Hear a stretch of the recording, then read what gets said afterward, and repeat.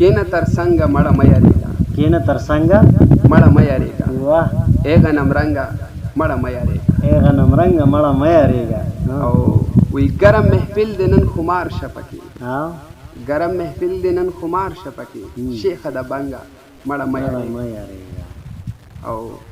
مرد میدان شو پښتونو ګټه او مرد میدان شو پښتونو ګټه راشه بېننګه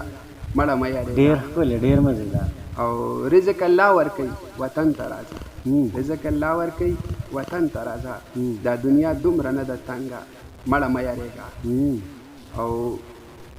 ډېر زر خفه شي خو ډېر زر پخلا شي او ډېر زر خفه شي خو ډېر ډېر زر پخلا شي د لیونو سره د جنګه مړه مه ډېر ښکلی یار دا شعر بیا ووایه وایي چې ډېر زر خفه شي خو ډېر زر پخلا شي او د لیونو سره د جنګه مړه مه یارېږه واه او ستانه ښایسته زما جانان دی چې خبر دی ستانه ښایسته زما جانان دی چې خبر دی ته راشه بدرنګه مړه مه یارېږه او ښه دیدن وکړه خیر به وروسته یوسې ښه دیدن وکړه خیر به وروسته یوسې ډاډه راځه دلته ملنګه مړه مه یارېږه او زه درویش زړه صفا لکه آیین ګرځوم زه درویش زړه صفا لکه آیین ګرځوم هسې زما د مخ ته رنګه مړه مه یارېږه ډېر ښکلی ډېر ښکلی خو یو غزل راته بل ووایه خیر بس بیا پروګرام بس وایي چې غزل دی چې بې اصله بې نسبه او بې کام سره یاري ده بې اصله بې نسبه او بې کام سره یاري ده زمونږ خو اوس داسې د بدنام سره یاري ډېر ښکلی ډېر او وایي ای اوس زما د حال پوښتنه مه کوئ یارانو بس تېره شوه تېرېږي د ناکام سره یاري ده ډېر ښکلی او وایي چې ملا ښه وایي خو مونږه صبرېدی نه شو ترې ګله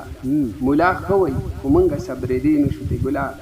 زمونږه خو بس نن سبا د جام سره یاري ده او نه یې وینم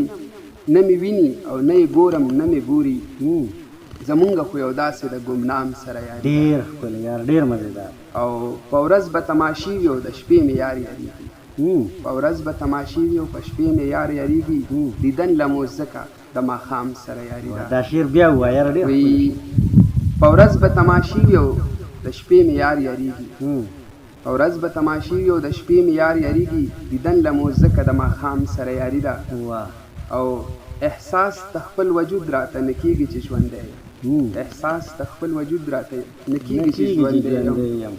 دردونو مې د جسم هر اندام سره یاري ده ډېر ښکلی یار حد دی واه او د ژوند په فلسفو کې خطا کړلې درویشه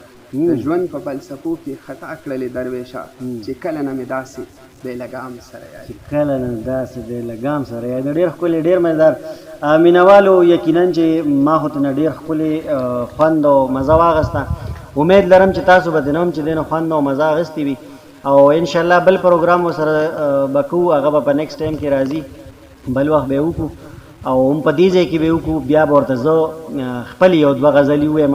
اوس موږ له راکړې اجازت د الله په امان